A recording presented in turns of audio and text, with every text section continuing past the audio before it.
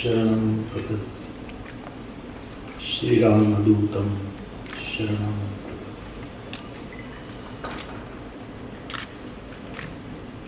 सबसे पहले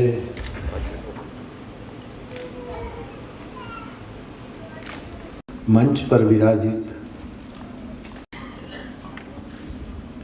मेरे व्यवस्थापकों ने मेरी काली शॉल ले ली दरवाजे पर, जो उसके नियम थे कि ये सब आप नहीं ले जा सके। कोई बात नहीं, शॉल ही ले ली थी, लेकिन मुझे लगा कि मैं जाऊं, शायद मेरे गले की माला ले लेते तो भी मैं निकाल देता।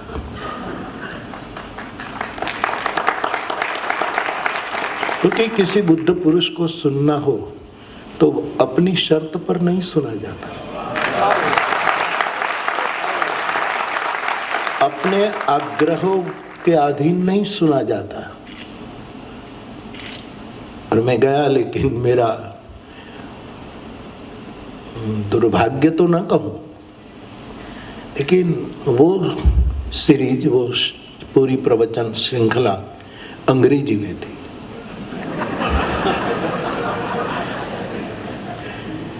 और मैं कुछ, वरना यद्यपि ओशो का इंग्लिश बहुत प्यारा था, बहुत प्यारा। कुछ उच्चार तो खुद ने अर्जित किए थे इंग्लिश के, जो जिसकी मूल भाषा हो उससे भी अब विद्रोही ही करना।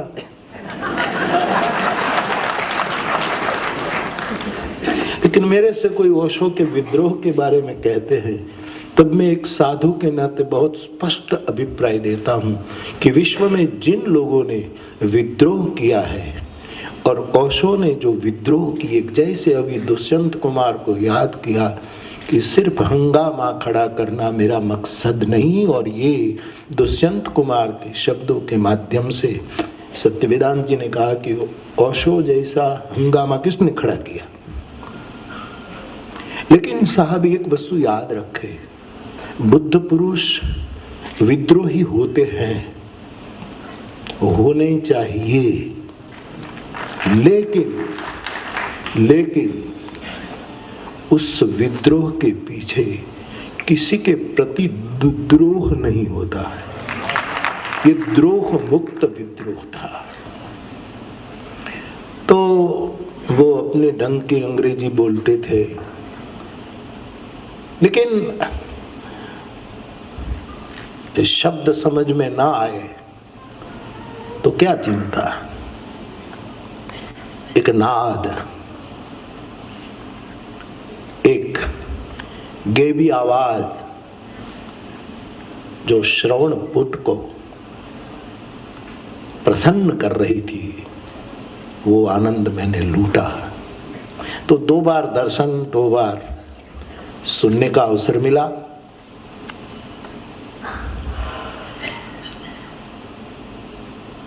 मुझे कुछ बातें आपके सामने जो रखनी है, जो मेरी जिम्मेवारी से है, वो ये है कि अशोक को पहली बार जब मैंने दर्शन किए शिवाजी पार्क में, तब वो सफेद वो धोती और ये उपवस्त्र ओढ़ते थे, और भी शायद खद्दर की पहनते थे। दूसरी बार जब पुणे में दर्शन किया, तब तो वो पूरा वो पहनते थे जो उसका वो था। लेकिन मेरी तलगा जरड़ी आंखों ने न कोई अहोभाव न कोई अधोभाव, इन दोनों से मुक्त होकर ओशो का जो अवलोकन किया, वो मैं आपके साथ शेयर करना चाहता हूं। मुझे पहले तो ये लगा कि आदमी है तो पंच भौतिक शरीरधारी, निशान होगा। हम सब पंच भौतिक शरीर के पुतले हैं। मुराद नामक एक कवि की कुछ पंक्तियां हैं कि खुदा है खरादी परमात्मा, खुदा है खरादी अक्ल उसमें ज्यादी, वो आदि अनादि का कर्ता कहाया, पवन आग सुपानी सुमिट्टी मिलानी, तुम की निशानी से आदम बनाया। एक इंसान पांच भौतिक होता है। हमारे मानस में भी लिखा है, छित जल पावक गगन समीरा, पंच रचित अति अधम शरीरा। लेकिन मेरी तलगाजरड़ी आंखों ने सालों पहले साल जो अवलोकन किया वो मैं पेश करूं तो मुझे पहले ये लगा सत्यवेदांत जी कि ये आदमी पंचभूत का पुतला तो है ही, लेकिन उसका एक्सरे लिया जाए तो मुझे लगा कि ये आदमी पांच वस्तु से बना है। आप सहमत हो न हो उसकी मैं कोई चिंता भी नहीं करने वाला, 40 मिनट बोलकर निकल जाने वाला हूं।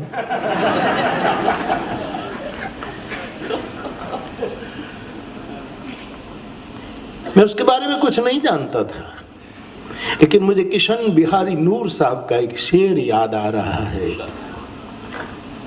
कि कोई यहां आया भी है और अभी ठहरा हुआ भी है, कोई यहां आया हुआ है और अभी ठहरा हुआ भी है, क्योंकि घर की दहलीज पे उजाला है बहुत।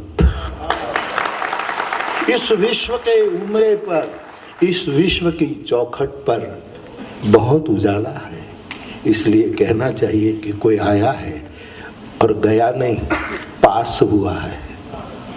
एक पृथ्वी नामक ग्रह से पास, ओशो नेवर बोर्न। अंग्रेजी खोटू पड़त माफ कर दो।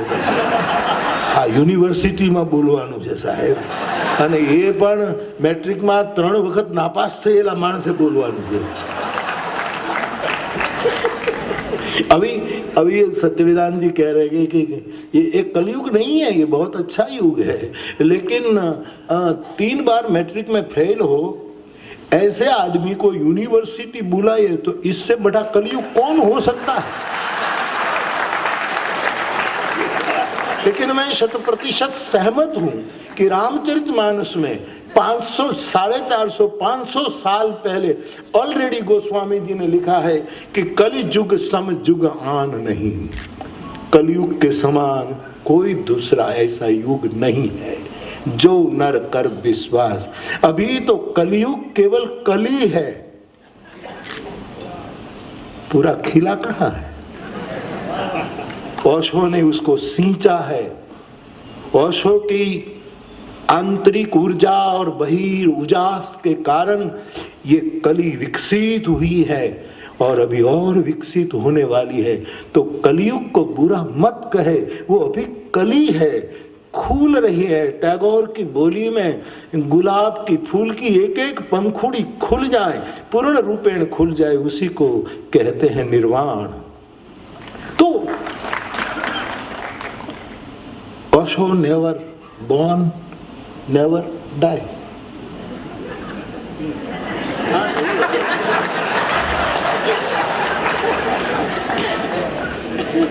लेकिन ओशो का इंग्लिश में मैंने एक अर्थ किया है, साहस करो।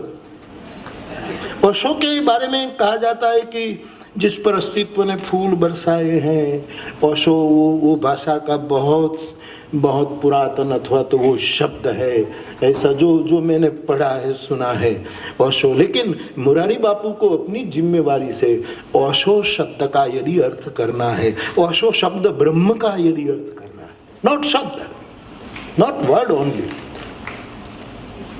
बट अंग्रेजी आवश्य थोड़ा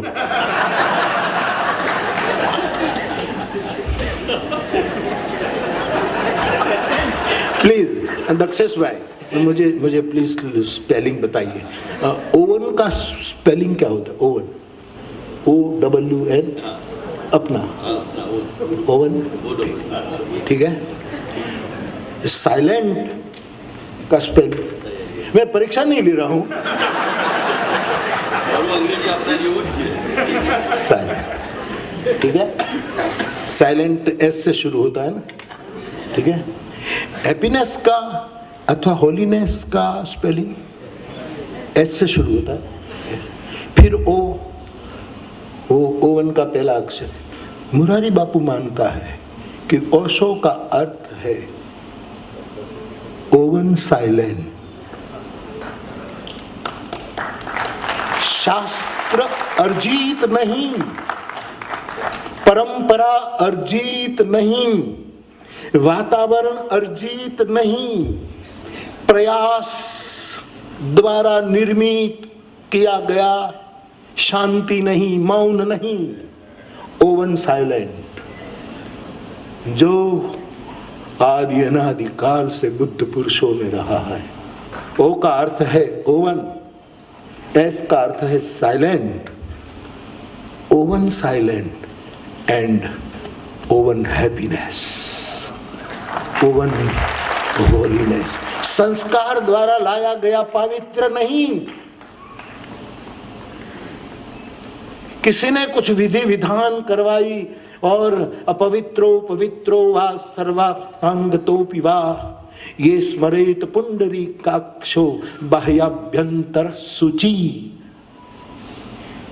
ये बड़ी प्यारी बात, लेकिन एक प्रसन्नता, एक हैप्पीनेस अथवा पवित्र, वो भी ओवन साइलेंट एंड हैप्पीनेस अथवा होलीनेस ओवन। खुद की प्रसन्नता, खुद की पवित्रता, खुद का मौन, वो है ओशो।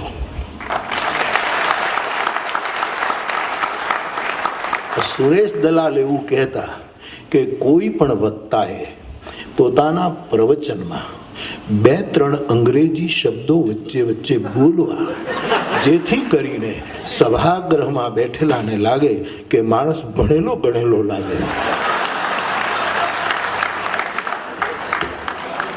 लेकिन ये मेरी परिभाषा मुझे प्रिय है, जिसको अपना मौन न हो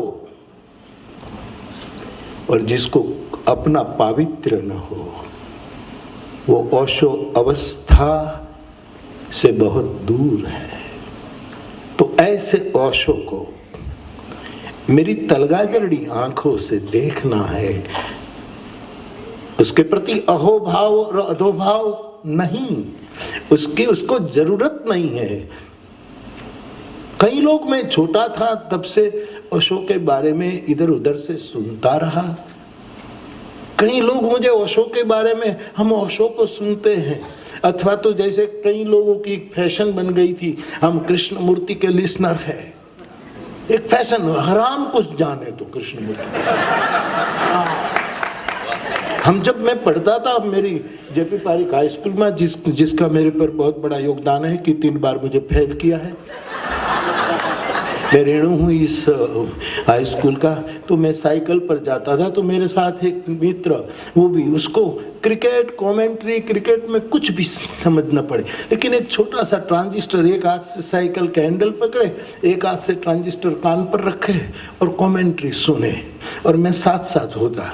और जब कोई 6 मारे, 4 मारे और तालियां गूंजे तो उसको लगा कि कुछ हुआ है, तब मुझे पूछता था किसने मारी। तो मैंने कहा, तू कर क्या कर रहा है, तू सुनता, एक फैशन। ओशो को सुनना फैशन नहीं होनी चाहिए। मुझे कहने दो, ओशो को फैशन से सुनना, ओशो परम तत्व का अपमान है। ओशो को स्वभाव से सुनो, और स्वभाव जितना आत्मा के निकट होता है, इतना न मन है, न बुद्धि है, न चित्त है, न अहंकार है। स्वभाव ही आत्मा के बिल्कुल निकट ज्यादा से ज्यादा परिचय करा सकता है। तो जब मैंने ओशो को नहीं सुना, लेकिन ओशो के बारे में जो बातें मैं सुनता था, मुझे जो सुनाए वो शायद इतना न भी समझ पाया हो, लेकिन शुक्रगुजार हूं मैं उसका कि उसने मुझे ओशो की कुछ बातें कही जिसको मेरे सदगुरु भगवान की कृपा से मैं धीरे धीरे समझने में सक्षम होता गया। और ऐसे सुनते सुनते ओशो के बारे में मेरी आंखों ने जो देखा कि ये 5 भूत का पुतला मात्र आदमी नहीं है, उसका पिंड जो है वो और 5 वस्तु से बना है। जैसे हमारे रामचरितमानस में लिखा है कि वाल्मीकि जी राम को कहते हैं कि राम, आपको देखता हूं तो लगता है हाथ पग है, आप खाते हैं, पीते हैं, उठते हैं, बैठते हैं, नंगे पैर पिता की आज्ञा मानकर निकल पड़े हैं, पत्नी साथ में है, बाएं है, ये सब देखता हूं तो आपका शरीर भी पंचभूत का ही है। लेकिन मैं बराबर देखता हूं, वाल्मीकि कहते हैं कि बराबर देखता हूं तो मुझे लगता है कि आपका देह चिदानंदमय देह तुम्हारी, आपकी देह, आपकी काया, आपका कलेवर चिदानंदमय है। ऊपर तो ये है हड्डी पसली सब कुछ। ओशो के बारे में क्या कहूं, ये मेरी जिम्मेवारी से मैं बोल रहा हूं साहब, आप कबूल करें ना करें कोई चिंता नहीं। कोई मुझे कहे कि ओशो के प्रति इतना बड़ा अहोभाव मुरारी बापू व्यक्त कर रहे तो कर रहा हूं। आप धर्म जगत में प्रवचन करने वाले रात को रोज ओशो अपने तकिए के नीचे ओशो की कैसेट सुनते सुनते सुबह 9 बजे ओशो का पुण्य स्मरण किए बिना तुम्हारे नाम से सूत्रपात करते हो, इससे बड़ा अपराध कौन हो सकता है। और सही धार्मिक व्यक्ति किसी को अछूत नहीं समझ पाएगा, धर्म समझ पाएगा अवश्य। जो अभी धर्म और धार्मिकता को विलग किया गया, धार्मिक व्यक्ति कैसे किसी को स्पृश्य समझे। आनो भद्रा कर्तव्यो, ये जो ऋग्वेद हमारा वेद कि जहां से मुझे शुभ विचार प्राप्त था उसको लो। राशिद का एक उर्दू का बड़ा प्यारा मक्ता है, गजल तो मुझे पूरी याद नहीं लेकिन उसका मक्ता है, आखिरी शेर को मक्ता कहते हैं। राशिद किसे सुनाए गली में तेरी गजल। शायर की पीड़ा देखिए, शायर की वेदना देखिए। राशिद किसे सुनाए गली में तेरी गजल, क्योंकि उनके मकान का कोई दरीचा खुला न था।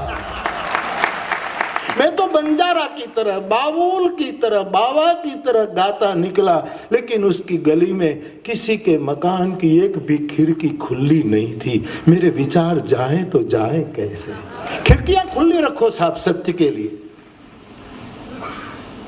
तो मेरे पर तो बहुत लोग, अब धर्म जगत तो धर्म जगत होता है, मैं धर्म धुरंधर जगत तो इससे भी बहुत ऊंचा होता है, उसमें भी खबर नहीं क्या क्या दरज्जे हैं। मैं ना आस्तिक हूं साहब, मुझे आप जैसे बुद्धिजीवियों के सामने कहना मुरारी बापू ना आस्तिक है ना नास्तिक है, मुरारी बापू वास्तविक है। मैं आप कोई दोहरा धागा में नहीं मानता, मैं कोई क्रिया कर्म दोहरा, हाँ पूजा करता हूँ, शिव अभिषेक करता हूँ, मेरे ठाकुर जी की पूजा करता हूँ। फूल चढ़ाना मुझे अच्छा लगता है, क्योंकि एक फूल दूसरे फूल पर चढ़े इसके समान सुंदर संगति और कौन हो सकती है। मैं कृष्ण को फूल चढ़ाऊं तब कृष्ण भी एक फूल है और उसने बनाया हुआ एक दूसरा फूल, 2 फूल मिल रहे हैं और 2 नदियों का मेल अगर इतना पावन कहलाता है तो क्यों न जहां 2 दिल मिलते हैं स्वर्ग वहां बस जाता है। हर मौसम है प्यार का मौसम, होगा कि नहीं। आगे की पंक्ति अभी रहने दो।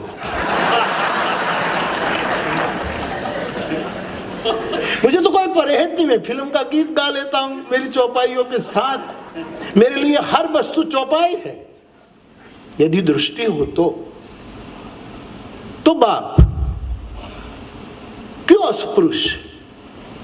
ओशो का नाम लेकर अहोभाव के साथ कहना चाहिए कि विचार ओशो, लेकिन राशिद किसे सुनाए गली में तेरी गजल।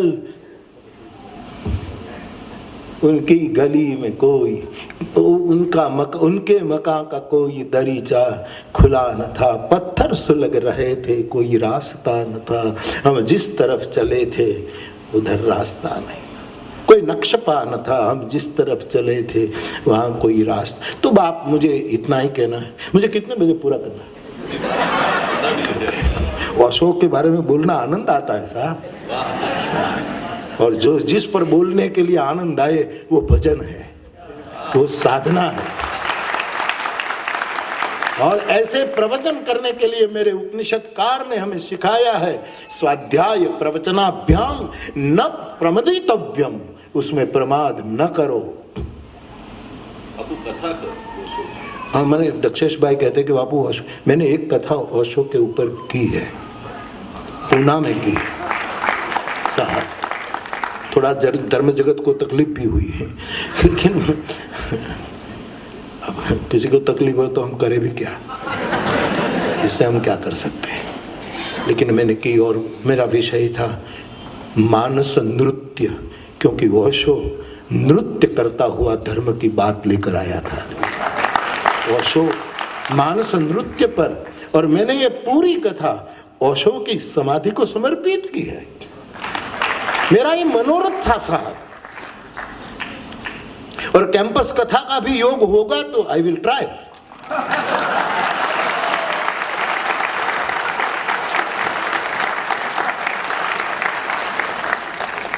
क्योंकि युवाओं के पास जो वस्तु नहीं पहुंचाई जाएगी तो बूढ़े बुजुर्ग सब वंदनीय है, मार्गदर्शक है।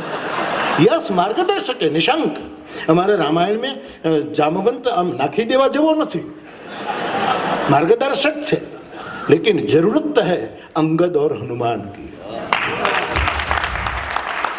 और उसको मार्गदर्शक देने वाले समाज के प्रौढ़ और प्रज्ञावान जामवंतों की।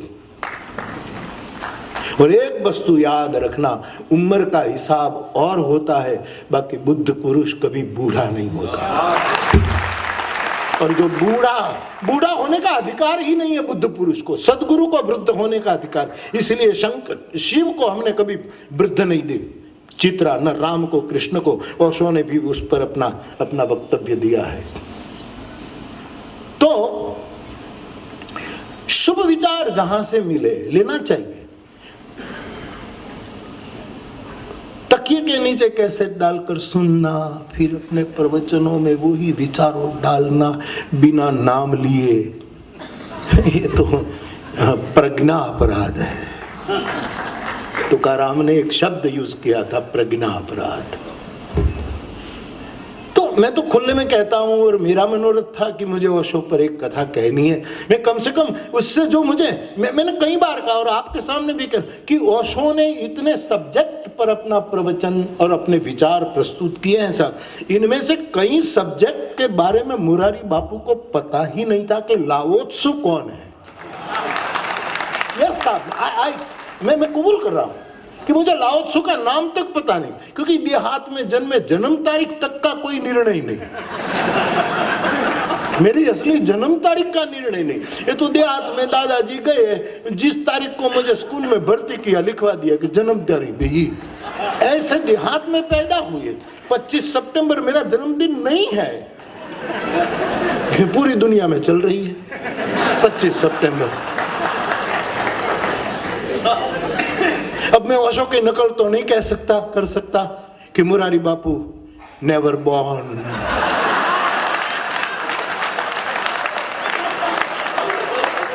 बाकी यहाँ सब अजर अमर है, ना अकेले ओशो है। ईश्वर अंश जीव अविनाशी, चेतन अमल सहज सुख राशि, ममैवांशो जीव लोके जीव भूत सनातन। योगेश्वर कृष्ण।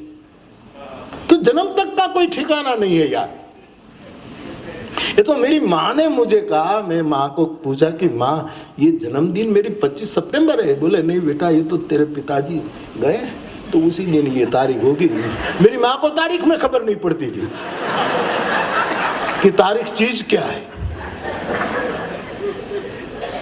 तो मैंने पूछा माँ मेरे लिए तो बता दे कि मेरा जन्म, तो कि बेटा तेरा जन्म हुआ वो रात्रि का समय था और ये महाशिवरात्रि थी। मूल तो ये है।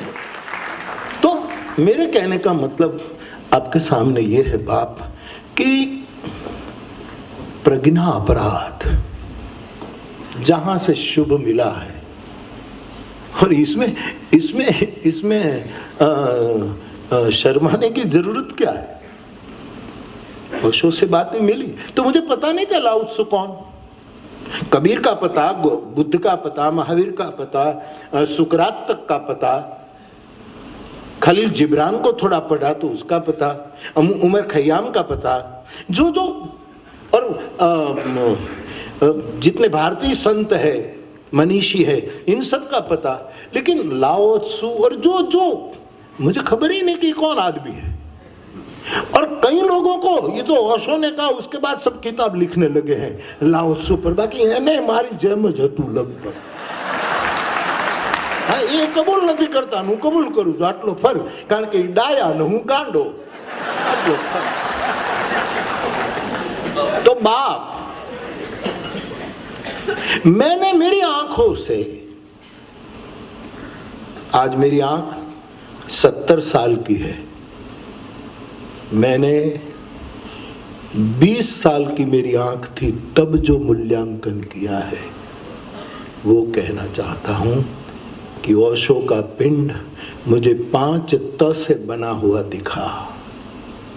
एक तर्क, लॉजिक गजब का साहब, गजब का, लेकिन केवल रूखा सूखा लॉजिक नहीं था। जैसे दक्षेश भाई ने कहा कि वो कोई विनोद में एक टुचका कह दे, इसके पीछे कितना, ये एक मैं भी सुना दूं, मैं पीछे क्यों रहूं।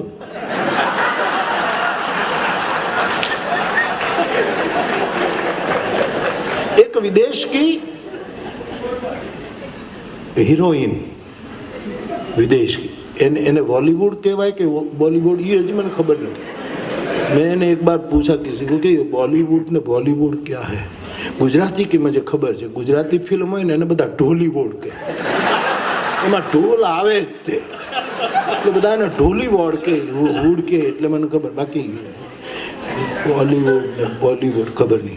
लेकिन विदेश की एक महिला 8 बार शादी की, फिर 9वीं बार शादी करने गई, नहीं तो वो पादरी था ना, वो शादी के मंत्र खोदने के लिए किताब खोल रहा था, देर हो रही थी, तो उस स्त्री ने कहा पेज नंबर 34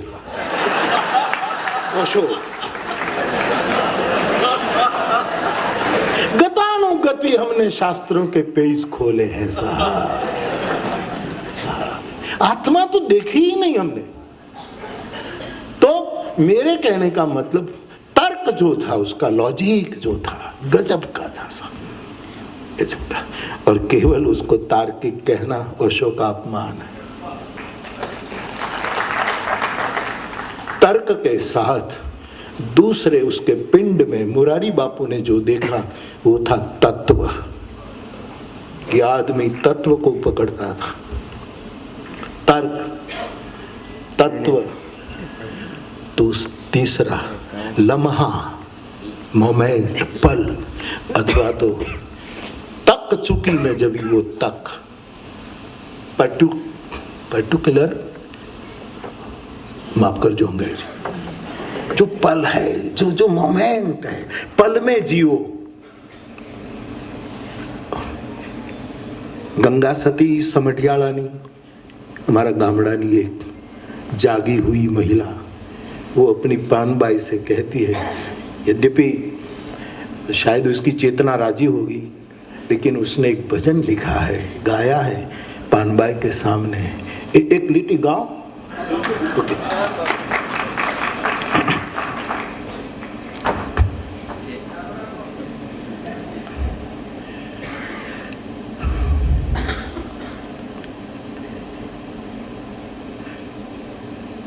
शीलवंत साधु ने पानबाई वारे वारे नमिए ने, जना बदले नहीं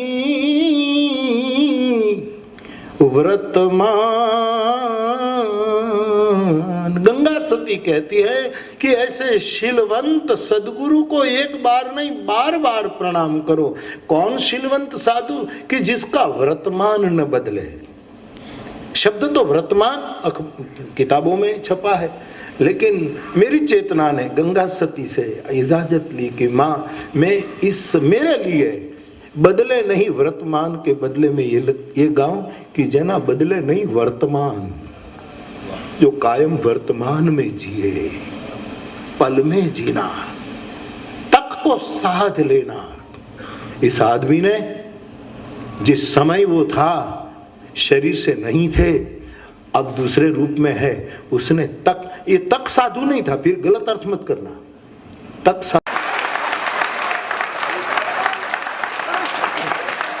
और यीशु को यदि किसी त्यागी ने सुना हो तो कोई एक थप्पड़ मारे तो उसी की शिक्षा के अनुसार उसको दूसरा गाल धरना चाहिए, कि दूसरी भी लगा कि हमें ये लागना चाहिए कि भोग भी एक तपस्या है, तुम त्याग के मारे क्या जानो, क्या पंक्ति है, अद्भुत।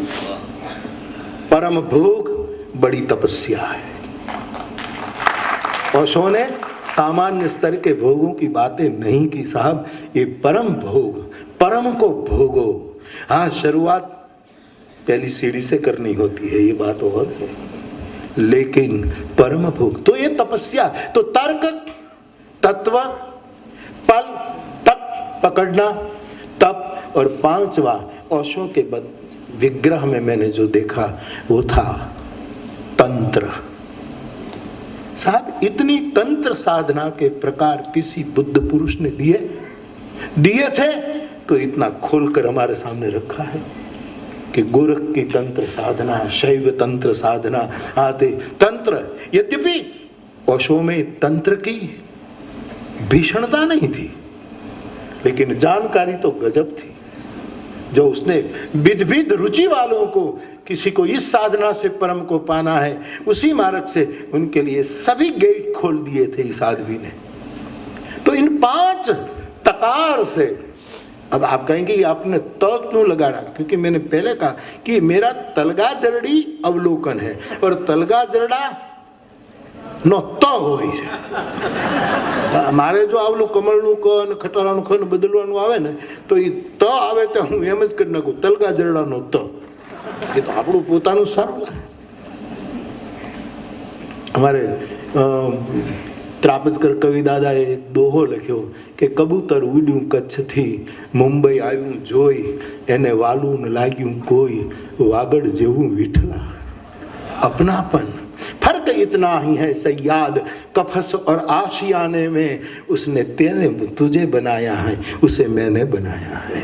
ये जो फर्क, तो 5 तकार से बना एक बुद्ध पुरुष वो ओशो है, ऐसा मैं मानता हूँ। कोई माने न माने, बाकी आखिर में इतना ही कहूँ कि इस आदमी ने आचार्य रजनीश के रूप में संसार में परिभ्रमण करके शिक्षा दी। भगवान रजनीश के रूप में पुणे में बैठकर उसने सबको दीक्षा दी। आचार्य के रूप में परिव्राजक होकर उसने सबको शिक्षा दी। पुणे में बैठकर भगवान रजनीश के रूप में उसने दीक्षा दी, और साहब ओशो के रूप में पूरे विश्व को प्रेम की भिक्षा दी। यही मोरारी बापू का ओशो।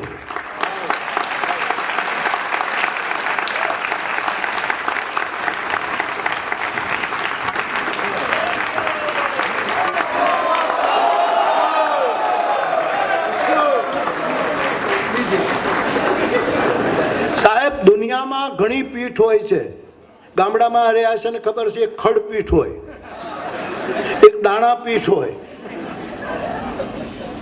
સાહિત્યકારોને જે એક એવોર્ડ મળે છે એ જ્ઞાનપીઠ હોય, એક વ્યાસપીઠ। તો વ્યાસ માની તો બહુ જ વ્યાપકતાનો અર્થ, પણ यही पीठों में एक नई पीठ जिसको ओशो पीठ कहते हैं। और मैं ओशो प्रेमियों से चाहूंगा कि जिसने ओशो को बिल्कुल समर्पित भाव से सेया है, उसको चाहिए कि जहां जहां अवसर मिले वहां ओशो पीठ पर बैठकर ओशो की कथा और ओशो के विचारों को जगत को प्रेषित करे। और जब कोई 3 दिन की बात ओशो पर करे तो उस पीठ को नाम व्यासपीठ देने की जरूरत नहीं है, ओशो पीठ दीजिएगा कि ये ओशो पीठ है। और दूसरी एक प्रसन्नता मैं व्यक्त करना चाहता हूँ जाते जाते, मुझे दक्षेश भाई ने कहा जब मैं आया कि बापू ओशो के नाम तो एक यूनिवर्सिटी होनी चाहिए। इस विचार को तलगाजरड़ा के एक बाबा के नाते मैं बहुत समर्थन कर रहा हूँ कि ओशो नाम की एक यूनिवर्सिटी होनी चाहिए। और ये ओशो पीठ अथवा ये ओशो यूनिवर्सिटी आप जाने उसके बारे में क्या करना, लेकिन तलगाजरड़ा में श्री हनुमान जी की जो मूर्ति प्रस्थापित है, उस हनुमान जी के प्रसादी के रूप में ओशो पीठ अथवा ओशो यूनिवर्सिटी जो हो, ओशो पीठ से शुरू हुआ तो उसमें 1 लाख रुपया का तुलसी पत्र आप कबूल करें, ऐसी मेरी प्रार्थना है। आप उसको ग्रहण करें। बहुत बहुत शुक्रिया, धन्यवाद।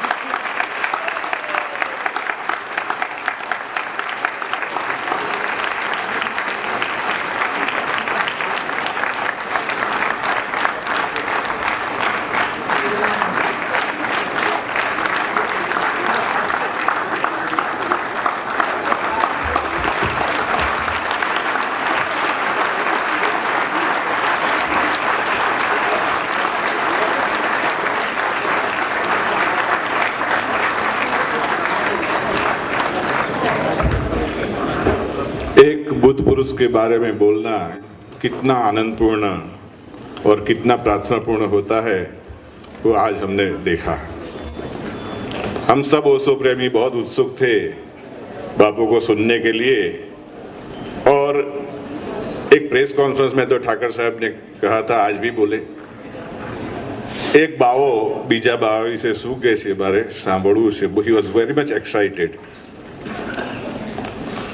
एक बात मैं यहाँ कहना चाहूँगा कि हम ओशो प्रेमी, ओशो सन्यासी ने जिस नज़र से नहीं देखा, ऐसी नज़र से बापू ने देखा है।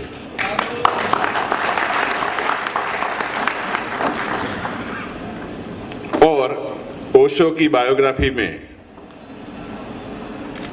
प्रस्तावना के रूप में बापू ने लिखा है, वो जब मैंने पढ़ा, गुजराती में है, तब मेरी आंखों से आंसू बहने लगे थे कि मैंने कभी इस नज़र से मैंने नहीं देखा। ये बापू जब मुझे सिखा रहे हैं कि ओशो तो ये है, वो मैं पढ़ के सुनाता हूँ। ओशो एक साथे घणું છે, ઋષિ, યોગર્ષિ, મહર્ષિ, દેવર્ષિ, રાજર્ષિ, બ્રહ્મર્ષિ અને પ્રેમર્ષિ, જાણે 20મી સદીને પરમાત્માએ આપેલ સપ્તર્ષિ છે। इस नज़र से तो हमने कभी नहीं देखा था। बहुत शुक्रिया, बड़ी मेहरबानी बापू आए। मैं वक्त की कमी है इसलिए अभी सीधे बोलूँ। आप સૌને વિનંતી છે, આપ આપના સ્થાને બિરાજમાન રહેશો। પૂજ્ય બાપુને 12 વાગે જવાનું છે, એ લોકો પણ ત્યાં બધા રાહ જોતા હોય। આપણો જે સાહિત્યનો કાર્યક્રમ છે, શબ્દ વિશે બાપુ બોલવાના છે, એ મોડા પડે છે એવું ન લાગે, એટલે આપણે એમને વિનંતી કરીએ કે આપ બેસજો। કાર્યક્રમ 15 મિનિટ સુધી 2 નાના વક્તવ્યો છે, આપ ન જાવ એવી મારી વિનંતી છે, પ્લીઝ।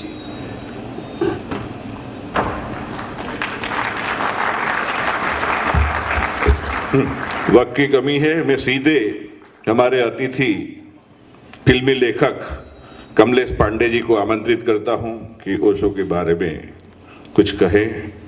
फिल्मी जगत तो बहुत जुड़ा है ओशो से। आइए। बहुत नाइंसाफ़ी है मुरारी बाबू के बाद मुझे। सबसे पहले तो मैं धन्यवाद देना चाहूँगा इस विश्वविद्यालय को, भाई चांसलर साहब को, वेदांत को, हमारे सारे सन्यासी मित्रों को कि ना मुझे बुलाया बल्कि इतना सम्मान दिया कि जिस स्टेज पर मुरारी बाबू बैठे हैं उस स्टेज पर बिठा के मुझे सम्मान दिया। मेरे पास एक तो समय बहुत कम है इसलिए थोड़ी सी बातें। मेरा जो अपना जो संबंध रहा है ओशो से सन्यासी के रूप में, शुरू कैसे हुआ, 2-3 संस्मरण है, शायद आपको मज़ा आए। 1964 में मैं स्कूल में था, विद्यार्थी था, स्टूडेंट था, और मैं जबलपुर गया एक इम्तहान देने के लिए। तो मेरे एक मामा थे, उनके घर पे ठहरा, और वो ओशो के मित्र थे। वहाँ पे 2 किताबें मुझे मिली, एक थी क्रांतिवीर, एक थी पथ के प्रदीप। और मुझे लिखने का शौक़ था, और लिखने में जाहिर है कि अच्छे वाक्य, कोटेशंस लोग इस्तेमाल करते थे अच्छे नंबर लाने के लिए। तो मैंने कहा ये कमबख्त, ये तो हर लाइन कोटेशन है, ये कौन है ये बंदा। उस समय उनका नाम आचार्य रजनीश हुआ करता था। तो मेरे मामा ने कहा कि आओ चलो शाम को मिलवाते हैं। मैं गया शाम को ओशो के बंगलों में, जहाँ वो शाम को बैठते थे और लोगों से बात करते थे, सवाल के जवाब देते थे। वो उम्र जो होती है 14-15, जिसमें सिर्फ लड़कियां सुंदर लगती हैं। मैंने कहा ये आदमी कितना सुंदर है। ओशो नंगे बदन थे, लुंगी पहने हुए, और उस वक्त ओशो का जो शरीर था वो रेसलर जैसा था, पहलवानों की तरह, कंधे विशाल कंधे, बाहु, दाढ़ी वाड़ी ब्लैक। मैंने कहा ये आदमी कितना सुंदर है। और उस वक्त ओशो एक कहानी कह रहे थे, जो कहानी मेरी ज़िंदगी में फिर सतत चलती रही एक धारा की तरह। वो शायद आपने भी कहानी पढ़ी होगी, किताबों में उनके सुनी भी होगी, कि एक जैन गुरु ने अपने शिष्य को कहा कि वो अपनी सत्य खोजने आया था, शिष्य बेचारा, कहा कि जा बांस हो जा, और वो शिष्य चला गया। सालों बीत गए, अता पता नहीं, वापस नहीं लौटा। तो गुरु ने कहा कि लगता है वो सच में बांस हो गया है, जरा देखो कहाँ है। तो बाकी जो शिष्य थे खोजने गए और देखा कि वो बांसों के जंगल में खड़ा बांसों की तरह झूम रहा है। और मुझे तब जैन के बारे में कुछ पता नहीं था कि चीज़ क्या है, कौन गुरु होते हैं, कहाँ का धर्म है, मगर वो वाक्य जो मेरे अंदर बैठ गया कि भाई जा बांस हो जा। फिर मैं वापस आ गया, बम्बई आ गया पढ़ने के लिए। तब तक ओशो भी आ गए, 67-68 की बात है। और फिर मैं जाने लगा, और इत्तेफाक ये हुआ कि जहाँ मेरा ऑफिस था, अक्सर ओशो की सभाएं उसी के पास मैदान में होती थी, बॉम्बे में आज़ाद मैदान, क्रॉस मैदान। ओशो गीता पर बोल रहे थे एक समय, और मैं उन दिनों चप्पल वगैरह ज़्यादा पहना करता था। जहाँ बोल रहे थे मैदान में, उसके बगल में एक मोची की झोपड़ी थी, छोटी सी वो झोपड़ी थी मोची की। और मैं एक दिन मेरी चप्पल टूट गई, मैं सुनने गया और वापस आते हुए चप्पल टूट गई। तो मैं रुक गया मोची के यहाँ सिलवाने के लिए। अंदर से मोची की जो बीवी थी वो गालियों पर गालियाँ दिए जा रही थी, ऐसी भद्दी भद्दी गालियाँ। और मोची आराम से बिना कुछ रिएक्ट किए अपने जूते से मेरी चप्पल सिल रहा था। मुझे ताजुब हुआ कि अब कोई रिएक्शन नहीं दे रहा है, इसकी बीवी इतनी भयंकर गालियाँ दे रही है, इतनी डांट रही है, और इस पर कोई असर नहीं हो रहा है। तो मैंने कहा भैया ये क्या बात, क्या मतलब, वो तो बोले जा रही हो, तुम चुपचाप ये मेरी चप्पल सिले जा रहे हो। तो उसने जो कहा, क्योंकि वो भी ओशो को सुनता था, स्पीकर लगे थे, लाउड स्पीकर, उसने जो कहा, मैंने कमाल ये है कि मैं पढ़ा लिखा होकर मैं नहीं जो समझ सका, इस मोची ने समझ लिया। उस मोची ने कहा कि जो बोला गया स्वप्न में बोला गया है, और जो सुना गया स्वप्न में सुना गया है, फिर फिक्र किस बात की। उसके बाद मैंने कहा अब तो मामला बड़ा सीरियस हो रहा है। और तब तक वो संन्यास उन्होंने देना शुरू कर दिया था। मनाली में कैंप था श्री कृष्ण पर, और फिर आबू में कैंप होने लगे। मैंने कहा अब तो फैसला करना पड़ेगा, इधर या उधर, ओशो के साथ रहना है तो संन्यास तो लेना पड़ेगा। तो एक हिंदुस्तानी आदमी की एक चीज़ होती है, आदत होती है कि अगर बहुत खर्चा कर लो किसी भी चीज़ में तो फिर उसका इस्तेमाल करना पड़ता है। इकोनॉमिक रीज़न है बिल्कुल। तो मैंने 6 जोड़ी कपड़े बनवा लिए गेरुए। उन दिनों हम लोग लुंगी कुर्ता पहनते थे और माथे पे स्कार्फ, वो हमारा उस वक्त कपड़ा हुआ करता था। तो मैंने 6 जोड़ी लुंगी कुर्ता बनवा लिए, स्कार्फ, और गया दर्जी के पास गया लेके बनाने के लिए।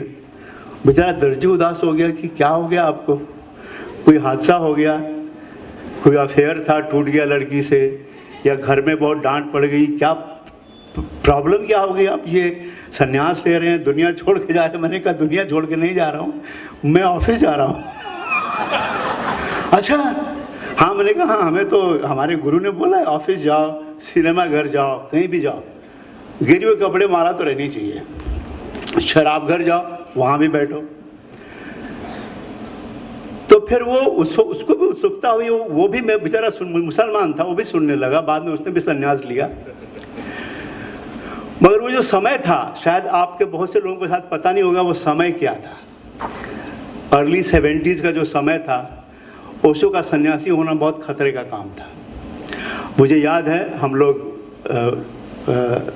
खिरगांव चौपाटी पे ध्यान करते थे सुबह सुबह, डायनामिक, सुबह 6 बजे। बहुत सारे आते थे सन्यासी हमारे।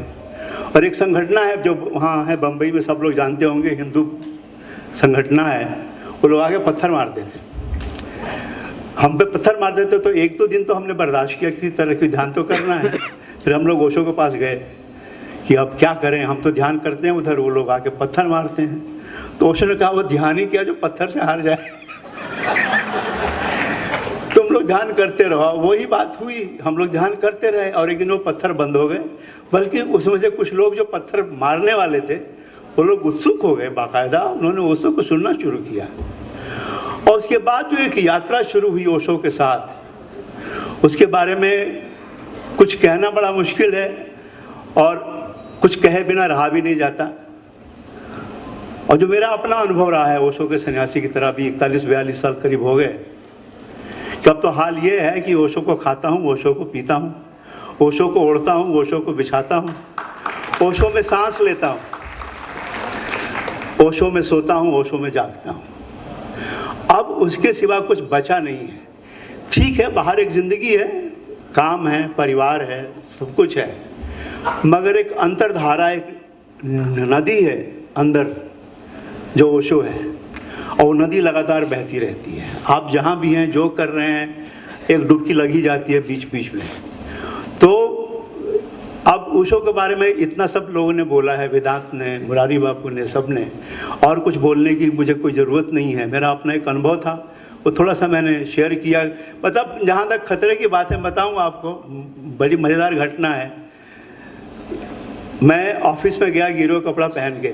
मैंने ओशो कहा कि अब मैं सामना कैसे करूँगा, मेरे अमेरिकन कंपनी थी और सब अमेरिकन मेरे बॉसेस थे। उन्होंने कहा वो तो मुझे नौकरी छोड़नी पड़ेगी। बोले कि वो तुम बाद में देखना, पहले जाओ। तो मैं गया।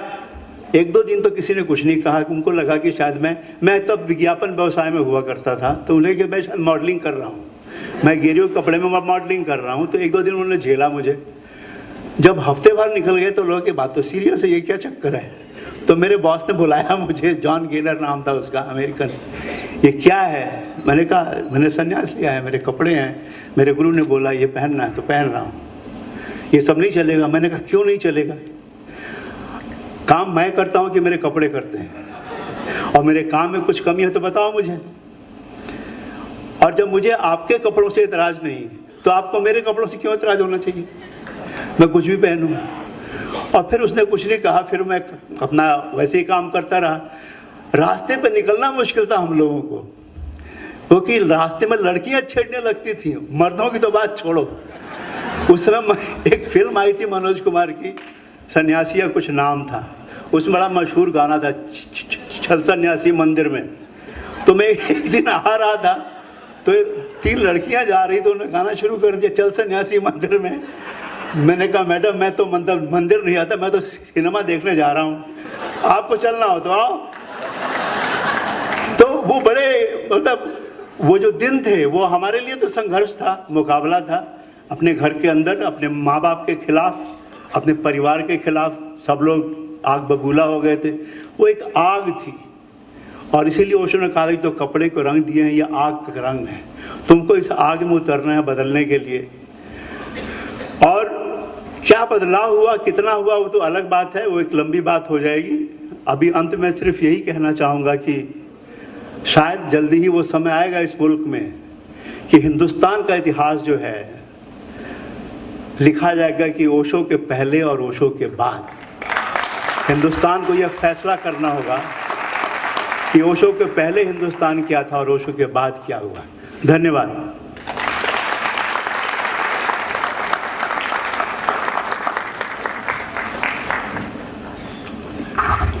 बहुत आभार सर। हमारे बीच जिन्होंने भी देखा है रिबेलियस फ्लावर, उनके फिल्म राइटर भी यहाँ उपस्थित थे। उनका स्वागत करने के लिए मैं स्वामी सुनील को आमंत्रित करता हूँ।